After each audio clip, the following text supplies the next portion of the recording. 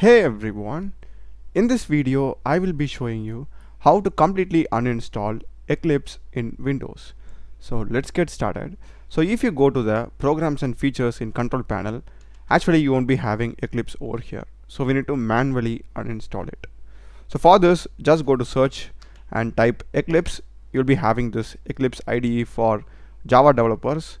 Just select open file location and again right click and click on open file location. So you'll be taken to this particular Eclipse folder and just go back another folder like this. So as you can see here I'm having three Eclipse folders. One is this dot Eclipse, another one this normal Eclipse one, and another one is the Eclipse workspace. So we have to delete all these three folders.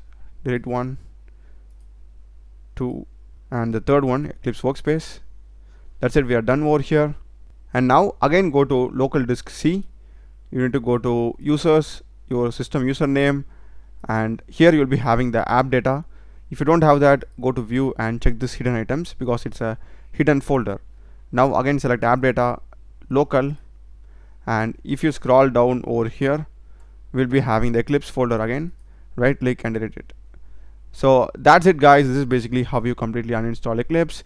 Do check the playlist of my channel, learn a lot of videos in programming and AI tools. Subscribe me. Thanks for watching.